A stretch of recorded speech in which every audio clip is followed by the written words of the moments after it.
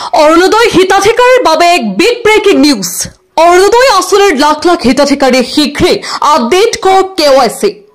ফেব্ৰুৱাৰী মাহত লাভ কৰিব ডাঙৰ উপহাৰ। অৰুণোদয় আঁচনিৰ ধন নিয়মীয়াকৈ পাবলৈ বেংকৰ একাউণ্টত ঠিক হৈ থাকিব লাগিব আৰু বহু লোকে KYC নকৰে কাৰণে অৰুণোদয়ৰ ধন জমা নহয়। চৰকাৰে টকা দি দিয়ে কিন্তু একাউণ্টলৈকে নাযায়। ইয়াৰ কাৰণ একাউণ্টত KYC আপডেট হৈ নাথাকে। নিজৰ বেংক একাউণ্ট যদি পৰিষ্কাৰ হৈ নাথাকে তেন্তে চৰকাৰে টকা দিলেও একাউণ্টত জমা নহয়। দ্বিতীয়তে অৰুণোদয়ৰ বাবে যিটো মোবাইল নম্বৰ দিছে সেই মোবাইল নম্বৰটো এক্টিভ কৰি ৰাখক। কিবা কাৰণত যদি মোবাইলটো পৰিৱৰ্তন হয় চৰকাৰক জনাব লাগিব। এতিয়াৰে পৰা প্ৰত্যেক ব্লকত এজন অৰুণোদয় সহায়ক থাকিব। যদি মাহত টকা জমা নহয় ব্লকৰ অফিচত গৈ আপোনালোকে অভিযোগ কৰিব পাৰিব। তৃতীয়তে অৰুণোদয়ৰ ধন নাপালে অভিযোগ দিবৰ বাবে চৰকাৰে এই ফোন নম্বৰত ফোন কৰিও দিব পাৰিব অভিযোগ। ফেব্ৰুৱাৰী মাহত চৰকাৰে অৰুণোদয় হিতাধিকাৰীক দিব ডাঙৰ উপহাৰ।